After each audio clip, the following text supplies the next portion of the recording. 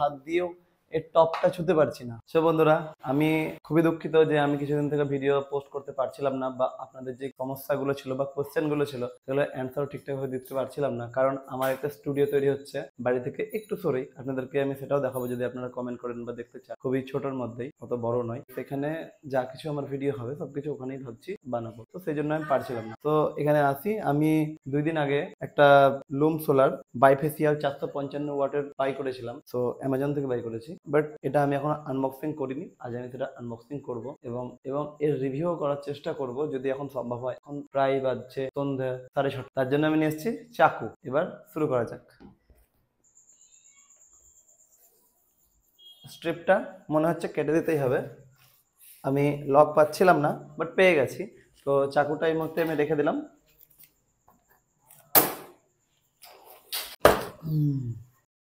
তো আমি স্ট্রিপ দুটো খুলে নিয়েছি, এবার কুইক আনবক্সিং করে নেব।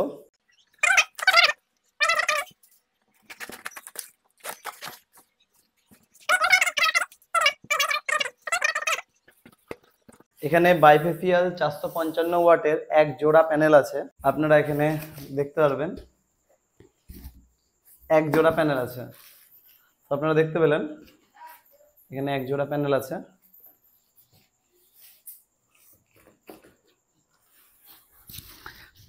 একটা প্যানেলও প্রচন্ড ভারী। তো আমি এটা আগে বের করি, তারপর আপনাদেরকে দেখাচ্ছি। এটাকে বের করেছি, এর মধ্যে আরো একটা প্যানেল আছে। খুব কষ্ট হলো, ভীষণ প্রচন্ড ভারী।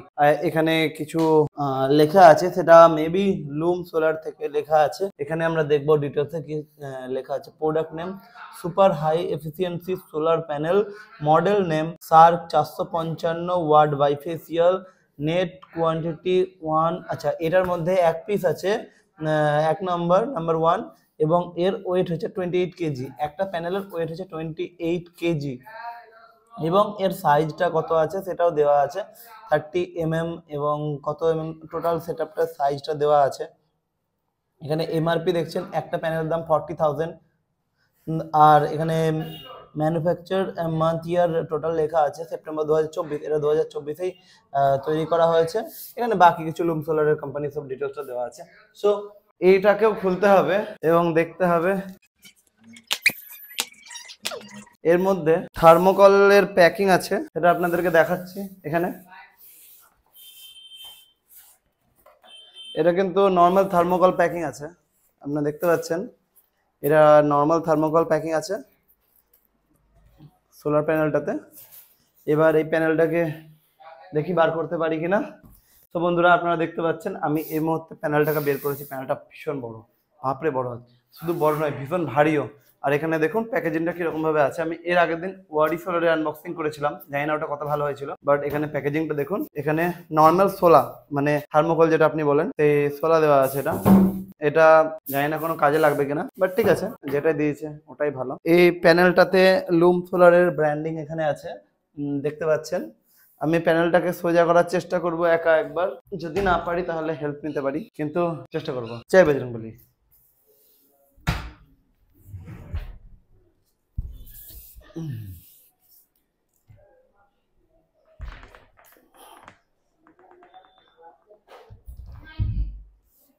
সো প্যানেলটা দেখছেন কতটা বড়, আমার হাইটের থেকে কতটা বড়। এখানে দেখতে পাচ্ছেন এটা প্যানেলে কতগুলো সেল আছে আমরা দেখবো আজকে। এই প্যানেলটাতে কতগুলো সেল আছে, 1 2 3 4 5 6 7 8 9 10 11 12 1 2 3 4 5 6 6 12 72, মানে এটা হচ্ছে 144 সেলের প্যানেল। তো বন্ধুরা, এটা হচ্ছে 144 সেলের প্যানেল। এবার বলি বাইফেসিয়াল প্যানেল নেওয়ার কারণটা কি। কারণটার আগে একটা জিনিস দেখাই, এর পিছনেও সেল আছে, সেটা আসুন আপনাদেরকে দেখাই।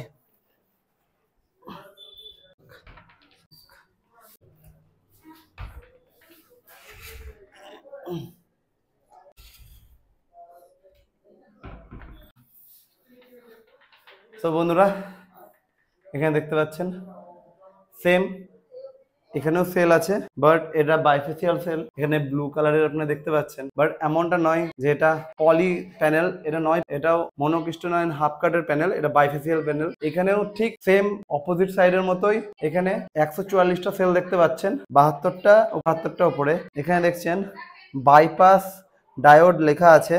বাইপাস ডায়োড লেখার কারণ হচ্ছে এই যে এই ডায়োডগুলো আছে, এটার জন্য বাইপাস ডায়োড লেখা আছে। এখানে কিছু আরো মেবি 455 ওয়াট প্যানেল, 49.45 ভোল্ট এটার আউটপুট ভিওসি যেটা বলছে। এখানে 11.55 অ্যাম্পিয়ার এর কারেন্ট নেবে, 42.30 volt maximum power voltage. So এখানে ছোটখাটো কিছু একটা ডাইমেনশন দেওয়া আছে। যেটুকু আমি জানি বা শুনেছি, বাইফেসিয়াল প্যানেল মোর দেন 30% এক্সট্রা ইলেকট্রিসিটি জেনারেট করে। সেটা আমরা নেক্সট ভিডিওতে দেখবো যে সেটা কি বাস্তবে সত্যি না মিথ্যে। এই মুহূর্তে আমার কাছে আছে বাইফেসিয়াল মনোপার্ক হাফ কাট প্যানেল। এটা হাইটে এতটাই বড় যে আমি এখানে মাটিতে দাঁড়িয়েও হাত দিয়েও এর টপটা ছুতে পারছি না। এই মুহূর্তে আপনারা দেখতে পাচ্ছেন প্যানেলটা এতটাই বড় যে আমি এই প্যানেলের টপটা ছুতে পারছি না। এর আগের দিন যে সোলার প্যানেলটা আনবক্সিং করেছিলাম সেটার আমি টপটা ছুতেও পারছিলাম। সো বন্ধুরা, আপনাদের এই প্যানেল সম্বন্ধে কিছু জানার থাকলে আমাকে অবশ্যই কমেন্ট করবেন, এবং এর বিল্ড কোয়ালিটি অবশ্যই ভালো, কোনো রকম খারাপ বলবো না। আর এই প্যানেল সম্বন্ধে আপনাদের কোনো রকম মন্তব্য থাকলে বা কিছু জানার থাকলে আমাকে কমেন্ট করুন। আর নেক্সট ভিডিওতে আমরা চেক করব এর এফিসিয়েন্সি কেমন এবং কিরকম কি ভোল্টেজ আউটপুট দিচ্ছে, আর বাস্তবেই সে এতটা কার্যকর হয় কিনা সেটা আমরা দেখবো। তো বন্ধুরা, ভিডিওটি ভালো লাগলে লাইক কমেন্ট সাবস্ক্রাইব করতে ভুলবেন না। ভালো থাকুন, সুস্থ থাকুন, ধন্যবাদ।